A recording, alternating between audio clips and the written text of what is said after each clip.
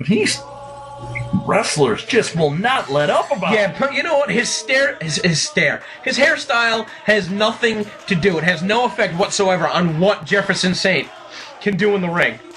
And again, the bald and no belly button, that is what you are in Have Chance. He's being unleashed. He's less than happy. He's getting on the outside. He seems to have forgotten that he's not teaming with Marion Fontaine in this matchup. It's one thing when you get in the face of a fan by ringside, but what are you going to do? Step it to 20 wrestlers? And now Corvis Fear just mocking him, holding open the ropes for Jefferson Saint.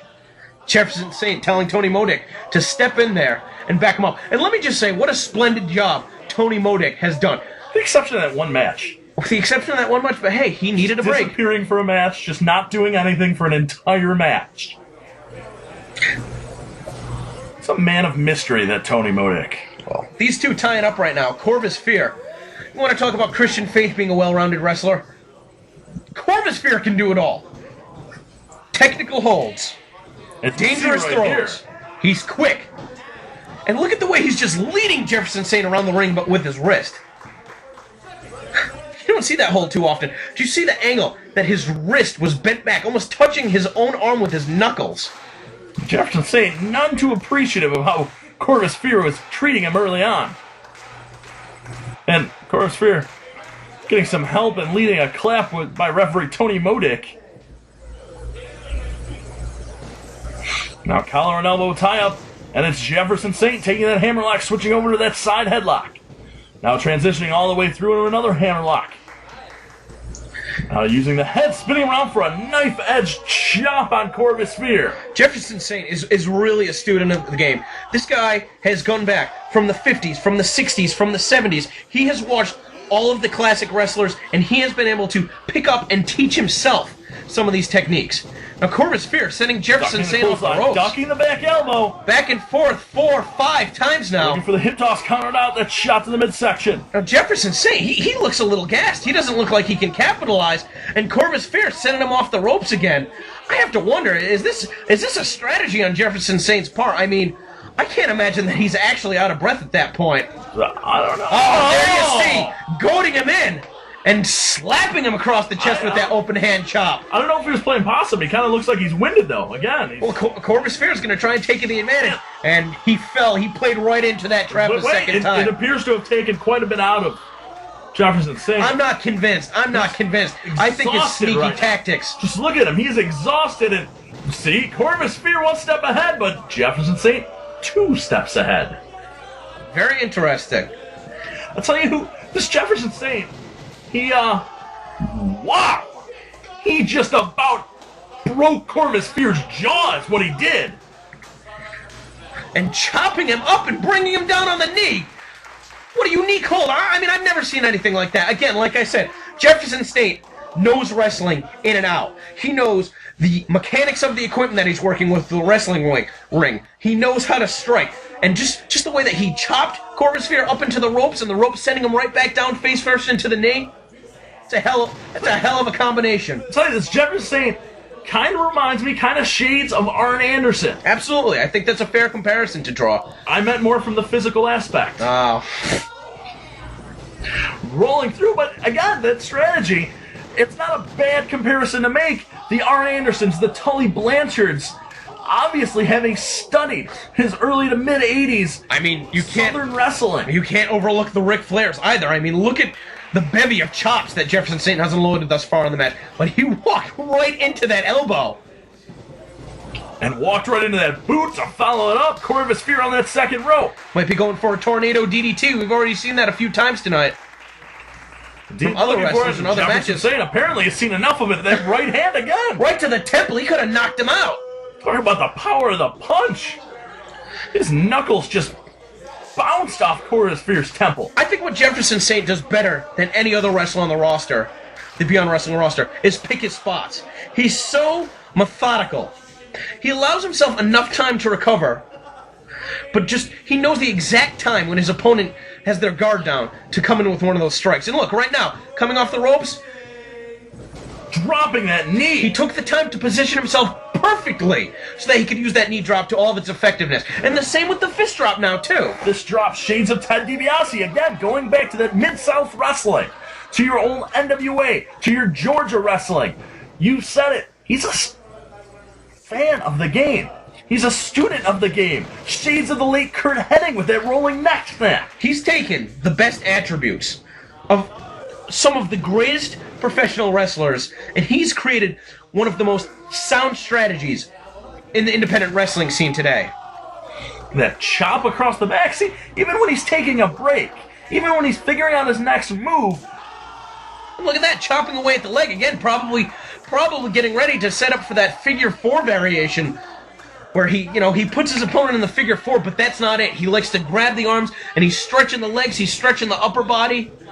Again, that right hand. Just a style that you don't see many utilize, but it's so smart, so methodical, as you said, Denver. Jefferson Saint may not be much to look at, but after that elbow and that one, he's definitely not going to be much to look at. What a series of unique. He countered that kick, able to come in with the elbow, driving with the face buster, now coming in with the super kick. I mean, we've been talking so much about Jefferson Saint here. We cannot overlook the acumen of Corvis Fear. Corvis Fear. Look at that shot of Jefferson Saint. Great job by our cameraman. His eyes were just about rolling into the back of his skull. Corvis Fear. I'm not even sure if I can put it into words to truly describe the way that he can move around the wrestling ring. If Jefferson Saint has studied all of the classics, if he knows the past of wrestling, then Corvis Fear is a perfect example of the future. Instead of going to the holds that his opponent may know and may have scouted and may have already had happen to them, you're going to see things out of Corvis Fear that you've never seen before and will probably never see again because it's impossible for his opponents to plan for. Right there, an inverted flipping senton splash. You don't see that every day. But driving down all of his weight with that extra force from that flip. Not enough to keep Saint down, though. Indeed, the hook of the leg, only a 2 count. Corvis Fear, just unique, as you said. It obviously wasn't working to try to keep your standard strategy. Jefferson Saint showed just how good he is at that. Yeah, he just showed how good he is, too, by great separation, poking him in the eye. And right as Corvis Fear moved his hand away from his eye, right as it looked like Corvis Fear was about to take advantage, Jefferson Saint lays in with the strike. And what a big drop kick, huh, from Corvis Fear? Elevation by Corvis Fear to drive his boots into Jefferson Saint's head, now floating over cover. 2. Jefferson Saint manages to kick out. It's going to take more than that to keep him down for the 3 count. Getting that right shoulder off the mat. We talked about earlier with Luis Diamante, a guy who doesn't get the respect, who isn't that well known, who may not be known by everybody in the room. I think the exact same can be said of Jefferson Saint. Absolutely true, but he's going to be careful because Corvis Fear was going for that Joker driver. Jefferson Saint able to hold on to the rope. See, and now he had that scouted too. Again, one of Corvis Fear's signature moves didn't work. So now Corvis Fear might be trying something new. There is where the comparison, Arn Anderson, all joking aside, comes in. That spine buster, just planting him, but only able to get 2. Jefferson Saint is going a long way here at Beyond Wrestling to earning himself some respect. We didn't give him a chance against Faith in Nothing. He and Marion Fontaine pulled out the victory. Many would not give him a shot against Corvis Fear, but not only is he holding his own, he is just about dominating Corvis Fear in this matchup, then. And again, look, with every strike, he's so deliberate. He's been throwing punches. Corvis could have been expecting a punch right there, so he comes through with the strike to the throat. And see what he's going to do here? He's going to stand back up. He's going to evaluate the situation, okay? And what did he evaluate? Now is my time to get the pin! But have you ever seen a counter like that? Right out of the pinfall into the face buster. Corvis Fear kicking out is not enough. And now, with his opponent, obviously Jefferson Saint can't see behind his back. What a unique crossbody hanging him up on the ropes. Jefferson Saint, I think he would be down if it wasn't for the ropes holding him up right there. And Corvis Fear taking a sip of water under these hot lights. And look at that being kicked off into the wrestlers at ringside. Now Jefferson Saint, we know that he likes to do that baseball slide chop. Indeed, and able to hit it, sending Corvis Fear all the way down to the ground. Look at that smug look. He knows that he's firmly in control right now. and he's going to continue to take his time and be as deliberate as he wants.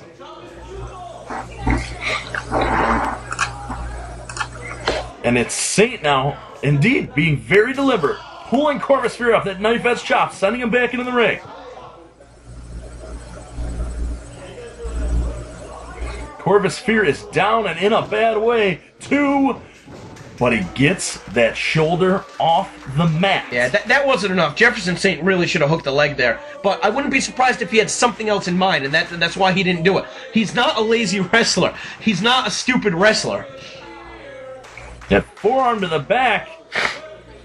And it appears he might be letting some of these ringside competitors get the best of him. Slingshot suplex driving him right down to the mat. Now floating, he may have given a little bit too much distance, took too long to get over there and make the cover, and indeed only a 2 count. Corvis Fear managing to kick out yet again. Now Corvis Fear, again, trying to rally the wrestlers behind him, hoping for that second rush of adrenaline, trying to feed off of this live crowd.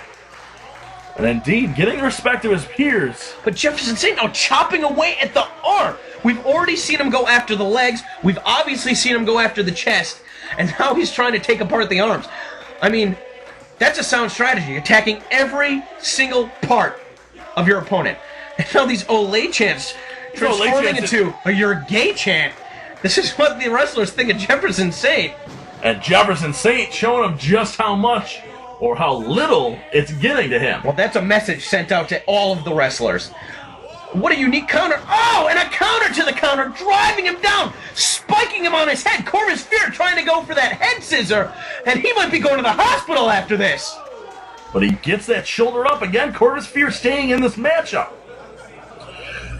Jefferson Saint's going to have to step outside his comfort zone, I think, if he wants to finish Corvis Fear off. Well, and that might be Jefferson Saint's biggest weakness, is that he knows the moves that he's going to rely on because they're the classic moves of wrestling. So if Jefferson Saint has to go out of his box, other than that unique figure 4 submission, what does he have? I don't know if he has unique adaptation on a classic. Corvis Fear looking for the... Well, he blocked that low blow. And he finds Jefferson Saint dropped on the back of his head. Yeah, but he's going to capitalize on this situation. He's been on the better part of a Jefferson Saint beating for the last 10 minutes. I don't know what he's going to be able to do to be able to get on top. It looked like he was going over to get the pin, but Jefferson Saint is going to be back to his feet before Corvis Fear. Both men back up as it's up to going head to head. And a knife edge chop. We've seen Saint deal so many of those. He catches one from Fear and returns with one of his own. I don't know if that Corvis Fear wants to go chop for chop with Jefferson Saint. These two, listen to that. Just listen to those chops bouncing off each other's chest, ducking the chop attempt. Again, going for that Joker driver. And he connects with it. Hits it. Spiking Jefferson Saint right down on his head. But is he taking too long to capitalize on it? Crawling, draping that arm across, and indeed, the shoulder up. And just how it works for Corvis Fear to have the wrestlers rally behind him. When these wrestlers get so involved in a match in the spirit of competition, banging on the ring apron, that's something that's going to work to Jefferson Saint's advantage too. These guys at this point, they don't want to just see Corvis Fear win because he's the favorite. They want to continue to see this match go because of the spirit of competition. And look at that. You want to talk about unique? Corvis Fear just using those arms, pulling Jefferson Saint into his knee, and then just driving him away with his boot. I mean, with both of those arms trapped, there's no way he would have been able to block that. And Saint draping the foot across the bottom rope to get out one. And that time he gets the shoulder up.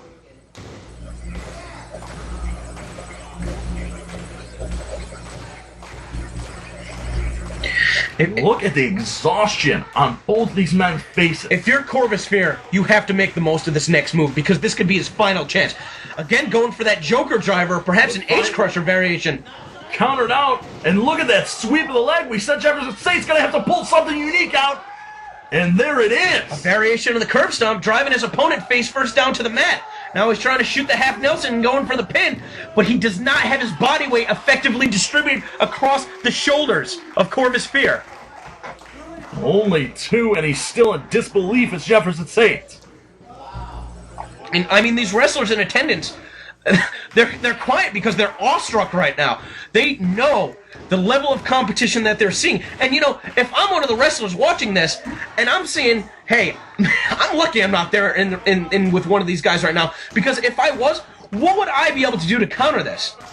Now, watching this, you can't. Jefferson Saint evaluating the situation. Looks like he's channeling the Great Muta, but he's not known for a shining wizard. But look at that, a shining stomp to the leg!